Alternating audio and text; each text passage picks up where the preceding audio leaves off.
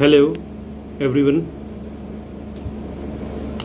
The topic which we are going to discuss is emergency provisions with special reference to President's rule and national emergency. This is our topic in Constitution. This is a very important topic because it relates to the functioning of the country during emergency. So before going into this topic, I would like to state that almost all the provisions, if not all, majority of the provisions in the Constitution are very simple and clear. But the concept of emergency, it is a bit tricky and it's very dynamic. So now let's start with this concept. The provisions regarding emergency are contained under Part 18, and the articles which relate to emergency are enshrined from Article 352 to Article 360. So now let us know what does the term emergency means. Emergency का मतलब क्या होता है? Emergency का मतलब ये होता है अचानक कोई बहुत ही अर्जेंसी किसी चीज़ की पड़ जाए, जब नॉर्मल सर्कमस्टांसेस ना हो, उसको हम इमरजेंसी कहते हैं या इमरजेंसी कहते हैं। एज वी ऑल नो कि कॉन्स्टिट्यूशन जो है वो एग्जीक्यूटिव का, लेजिस्लेचर का, जुडिशरी के पावर्स को डिफ़ाइन करता है, उनके जोन्स के उनके हॉरिजन्स को वो डिफ़ाइन करता है और बताता है कि किसका क्या काम है and how they have to work, and they have to work as per certain convention, certain written convention, certain article, उनके साथ उनको काम करना है। एब्सोल्यूट कुछ नहीं है, सब कुछ लिखा हुआ है, you have to work according to the book. This is basically constitution, और इसी को अगर हम आगे खींचते हैं तो कॉन्स्टिट्यूशनलिज्म निकलता है। मतलब मोरल्स के हिसाब से, लीगैलिटी के हिसाब से, कुछ प्रिंसिपल्स के हिसाब से हमें गवर्न करना है।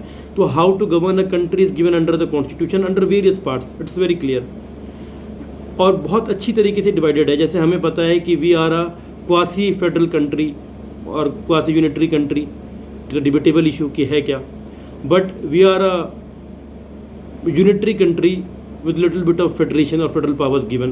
We are leaning more towards unitarianism, especially if a party is there or if a government is there which is having a big majority, then we are more kind of unitary kind of government.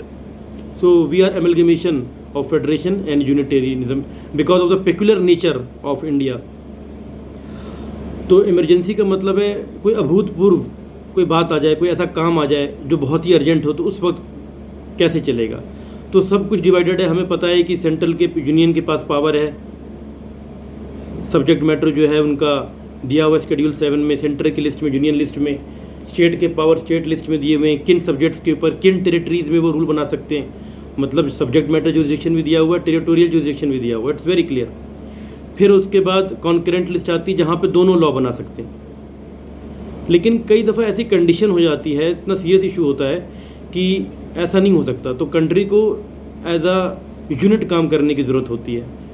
कोई emergency हो गई, अब 3 तरह की emergencies हैं। जैसे अभी आप देख रहे हैं कोविड-19 के वक्त कि यूनियन गवर्नमेंट को भी बात करनी पड़ती, स्टेट गवर्नमेंट से, फिर एक यूनिफाइड वे में हमें लड़ना होता है। बल्कि नॉट ओनली इन इंडिया, पूरे वर्ल्ड को एक यूनिफाइड वे में लड़ना है if we have to combat this कोविड-19। तो सेम सर्कमस्टांसेस में, अनअबेटेड सर्कमस्टांस में कई दफ़ा चेंजेस होते हैं।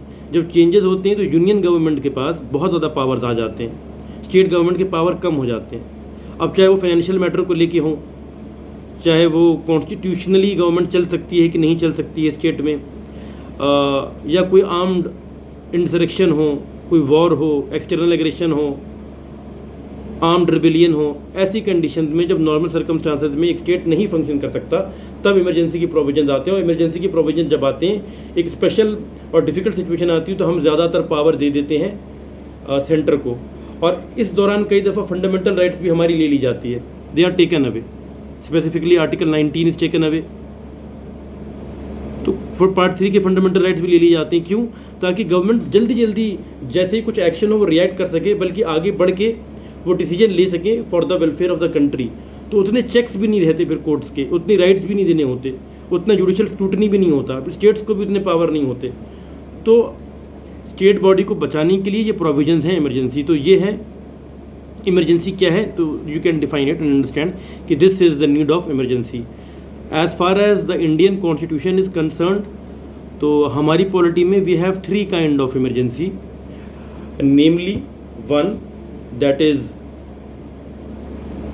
national emergency which is given under article 352. Then we have state or the failure of constitutional machinery in state, उस केस में we have this kind of emergency, state emergency under article 356. Then under article 360 we have financial emergency. So we have these 3 kind of emergency provisions.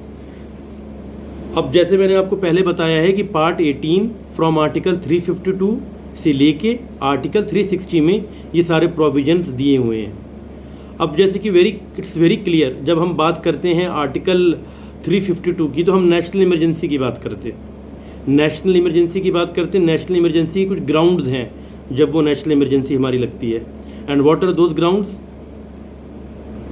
Those grounds are war, external aggression and armed rebellion.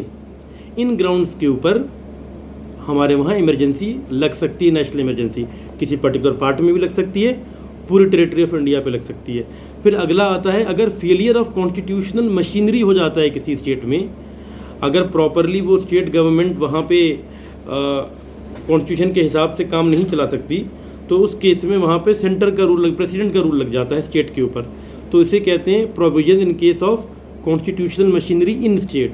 तो 352 में जो है वो national emergency है और 356 में state emergency है। 352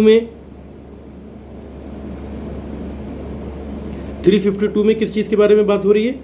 war, external aggression और आर्म्ड रिबिलियन।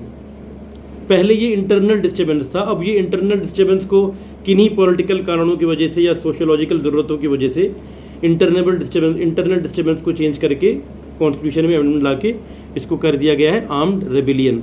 तो 3 ग्राउंड्स पे होता है वहाँ पे नेशनल इमरजेंसी में। आर्म्ड रेबिलियन है, इंटरनल, वॉर है, एक्सटर्नल एग्रेशन है। और स्टेट में क्या होता है?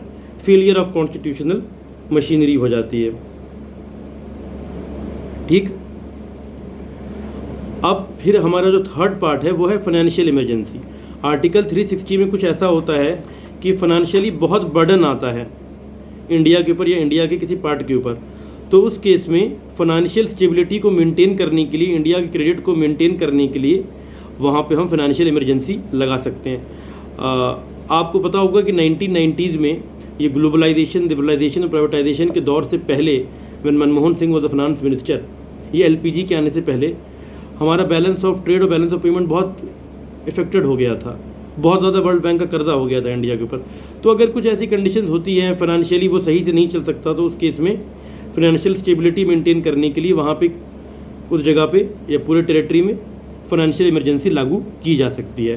So these are the 3 different kinds of emergency. Now we are going to discuss each and every emergency one by one. पहले हम शुरू करेंगे 352 की नेशनल इमरजेंसी, फिर आएंगे फेलियर ऑफ कॉन्स्टिट्यूशनल मशीनरी के ऊपर, और थर्ड हम आएंगे फाइनेंशियल इमरजेंसी के ऊपर। ओके।